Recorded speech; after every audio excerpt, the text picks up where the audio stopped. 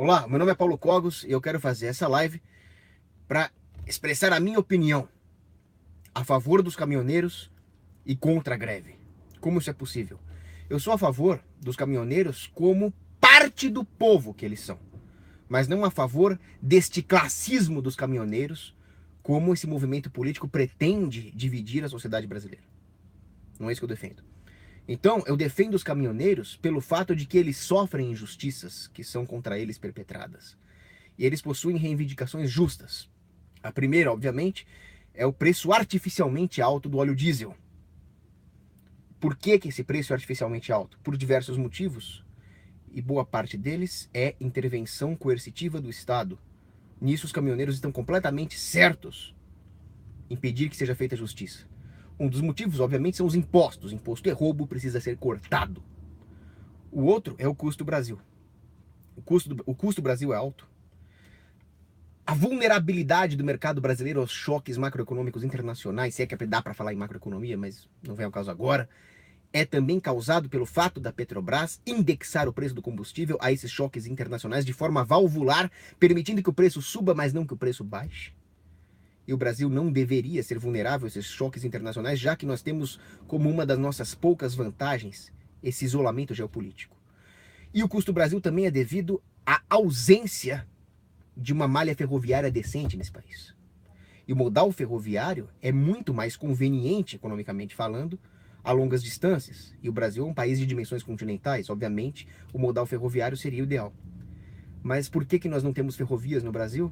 Por várias intervenções de diversos governos, começando com Dom Pedro II e a Lei de Terra, em 1850, que impede que a pessoa seja capaz de dar homestead numa terra, de ser a primeira apropriadora daquela terra, e assim ela teria todo o incentivo para construir uma malha ferroviária local que se incorporaria a uma malha ferroviária maior. Isso não existiu no Brasil. Outro desgraçado foi Washington Luiz, com aquela sua jumência de governar e construir estradas.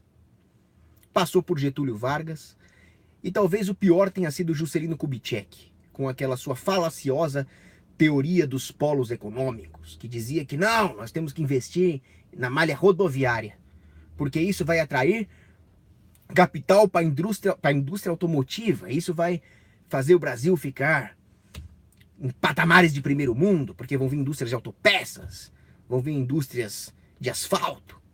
Olha que absurdo que ele está falando. Essa teoria dos polos econômicos, que diz que nós devemos subsidiar uma indústria que atrairia indústrias que a suportam, faz da economia uma economia circular, onde todo o resto da sociedade paga para manter o setor que é subsidiado e os setores que fazem parte da cadeia produtiva deste setor subsidiado, sem levar em conta as necessidades do consumidor. A necessidade do consumidor brasileiro, inclusive o produtor que também é consumidor e que produz e quer escoar a sua produção agrícola, é por um custo logístico barato. Isso é ferrovia. Isso é o que faria com que o Brasil conseguisse aproveitar a sua riqueza natural, e não consegue. Por quê? O governo Juscelino subsidiou as rodovias em detrimento daquilo que poderia ter sido um investimento privado maciço em ferrovias. Hoje, com concessões, parceria público-privadas, nós também não temos muita esperança. Barão de Mauá já construía as primeiras ferrovias no Brasil, ele poderia ter criado uma Gilded Age no Brasil, como foi feito nos Estados Unidos, mas não aqui. Nossa mentalidade anticapitalista impediu. Então nós temos esse outro problema. Temos um problema de monopólio da Petrobras, que também encarece. É óbvio, a Petrobras é um monopólio, logo os preços do combustível serão preços de monopólio. Qualquer economista babaca sabe que estes preços praticados no monopólio serão muito maiores do que aqueles onde existe liberdade de entrada, liberdade de concorrência. Veja que eu não estou falando de concorrência em si. Nós também não podemos tirar a liberdade econômica só para incentivar a concorrência ou caímos naquela falácia dos defensores do CAD. Mas a liberdade de concorrência é suficiente para bem alocar os ativos. Nós não temos isso. Aí sempre vem aquele socialista babaca e fala, não, mas a Ipiranga é privada. O posto Ipiranga é iniciativa privada. Presta atenção. A cadeia produtiva do combustível não é apenas a comercialização do combustível no posto. Existe a prospecção e extração. Existe o refino. Existe a distribuição, E finalmente a comercialização. No Brasil, a prospecção e extração é 100% estatal por lei. Petrobras. Se você fizer isso, você precisa conceder o seu terreno para a Petrobras ou você será preso, e se você resistir à prisão, você será morto. O refino é 98% do governo também, por causa de uma regulação da Agência Nacional do Petróleo. Toda essa babaquice foi criada no regime do Getúlio Vargas. A distribuição e a comercialização, apesar de estarem em mãos privadas, é pesadamente regulada pelo governo. Então, os caminhoneiros têm um ponto, eles têm um grande ponto. Eles também reivindicam o fim daquela regra absurda de cobrança do pedágio para eixo levantado do caminhão. Por que isso acontece? Porque nós não temos concorrência entre leis humanas, entre regras societais, normas positivas, como preconiza Hans Hermann Hoppe. Se não existe concorrência para essas regras, as regras absurdas, como cobrar por um eixo levantado, não serão extirpadas do mercado. Ou seja, todas as boas e justas reivindicações dos caminhoneiros poderiam ser atendidas se o mercado fosse realmente livre, coisa que não é. Em tudo isso que eu falei, os caminhoneiros têm razão. Cortando longas rodovias, esse é o dia a dia do caminhoneiro. Na batalhadora do transporte, vai de sul a norte no chão brasileiro. Distante da minha família, na Belém, Brasília, rumo a São Luís. Quando é alta madrugada, faço uma parada em Imperatriz. Pois é, mas a minha concordância com eles acaba aqui. Porque esta greve é um assinte contra a sociedade. Além de ser um absurdo estratégico, como eu vou explicar mais tarde. Por que o brasileiro apoia uma greve que resulta numa crise de abastecimento, ficando sem comida, ficando sem combustível, e ainda por cima apoiamos isso?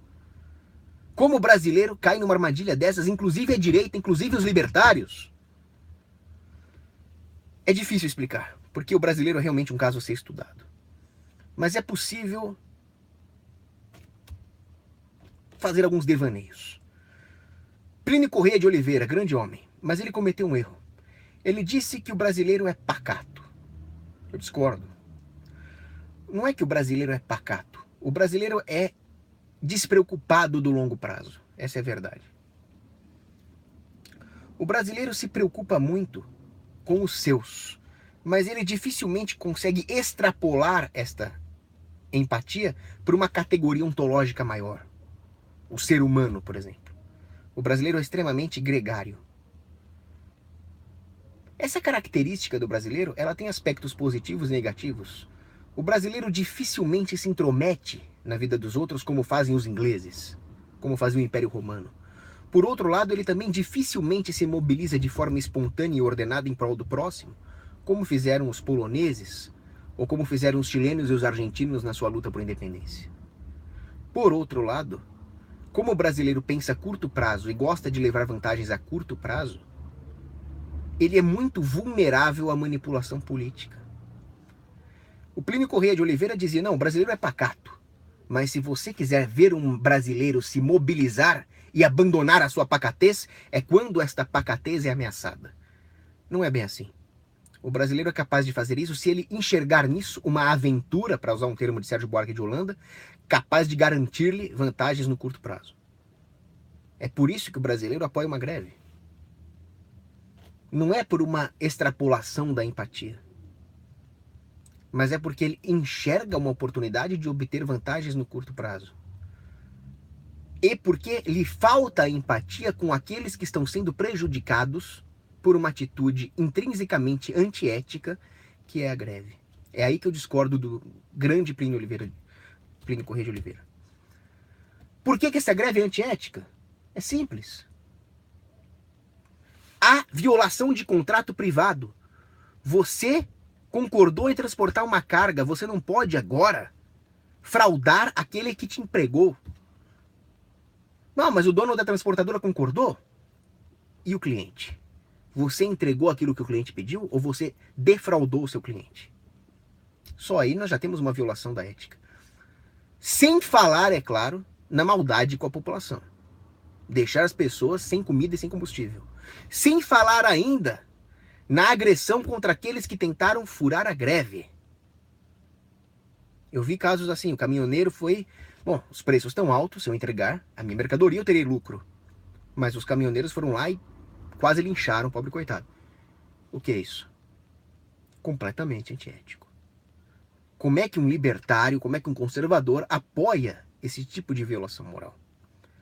Existem outras consequências graves dessa greve. Por exemplo, a politização do direito.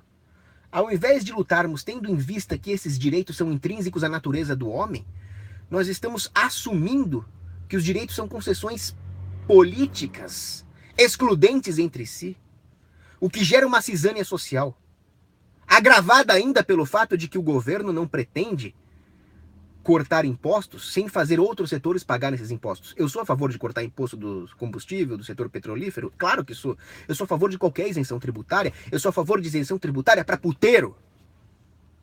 Mas o que o governo quer fazer não é uma desoneração da folha de pagamentos, mas uma reordenação da folha de pagamentos para tributar outros setores.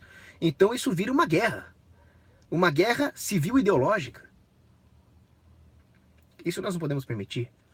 Eles querem regular o setor com o Estatuto dos Caminhoneiros, como se o Brasil precisasse de outro maldito estatuto.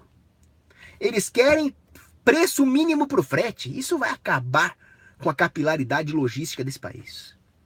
Isso vai prejudicar os pequenos empresários, os pequenos caminhoneiros, aqueles que operam com uma margem de lucro menor, as curtas distâncias, enfim, seria uma regra absurda para destruir ainda mais a já depauperada logística nacional.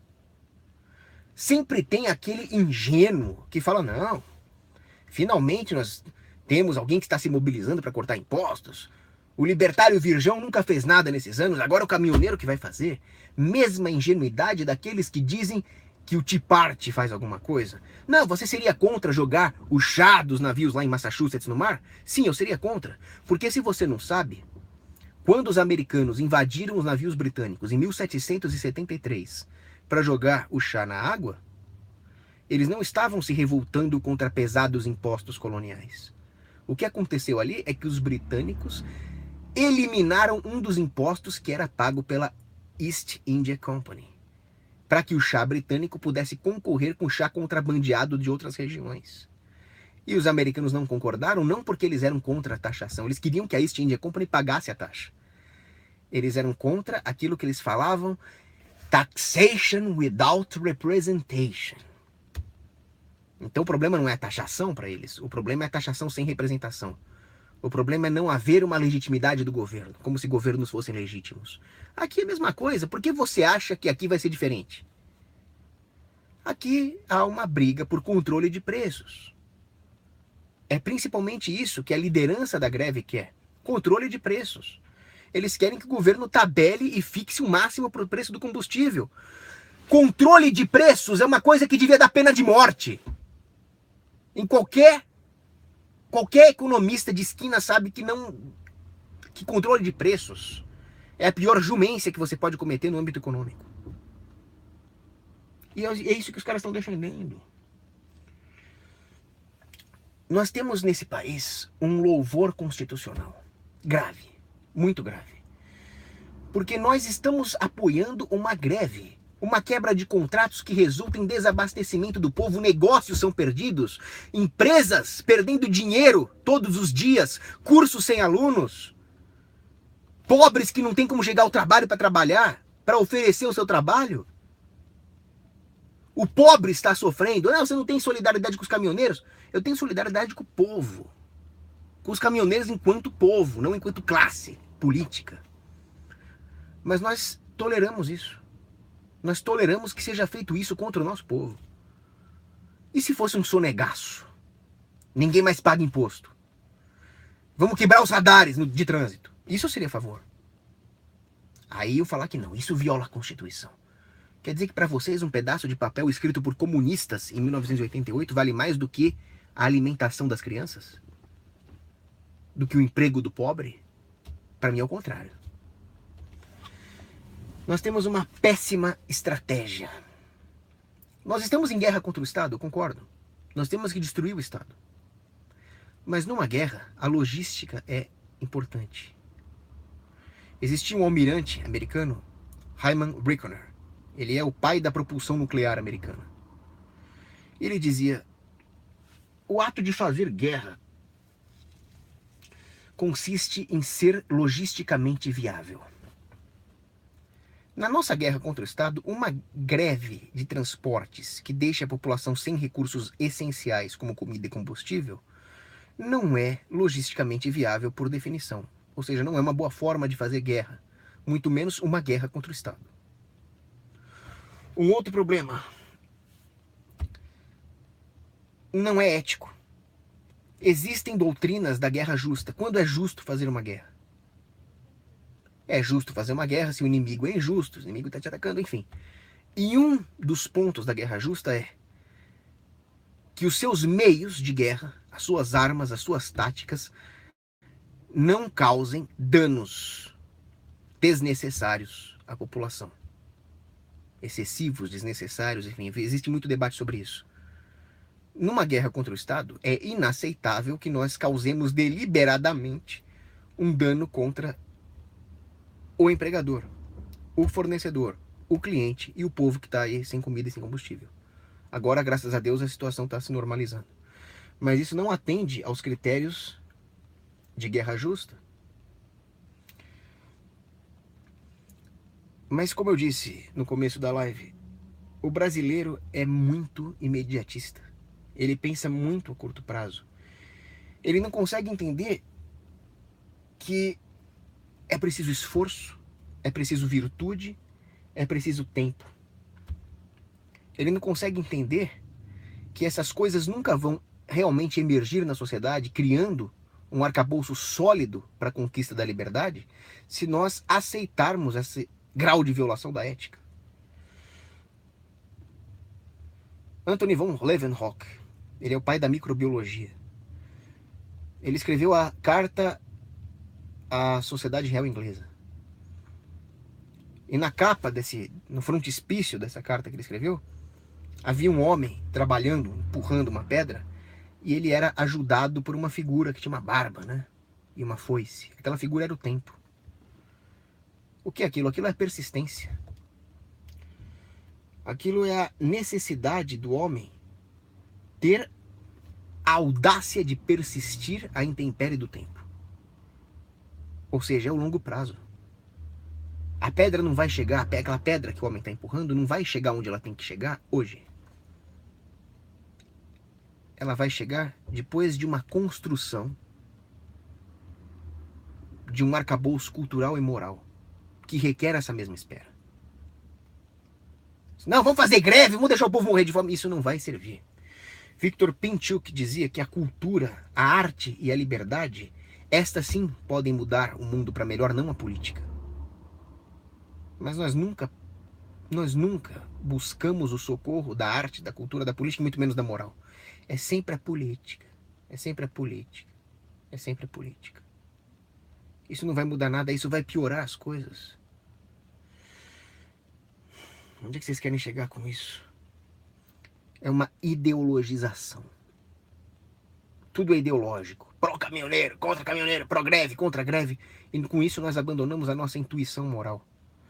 O escritor romano Aulus Gellius, ele dizia que a verdade é filha do tempo. Numa democracia, o tempo acaba não tendo filhos. Não nasce a verdade. Porque para nós descobrirmos a verdade, nós temos que descobrir aquilo que não é a verdade. E como nós vamos descobrir esses erros, se numa democracia a intrinsecabilidade política do ambiente disfarça esses erros? Nós nunca vamos descobrir o que causou o problema, já que alguns setores da sociedade são subsidiados, outros são taxados, alguns são privilegiados, outros são injustiçados.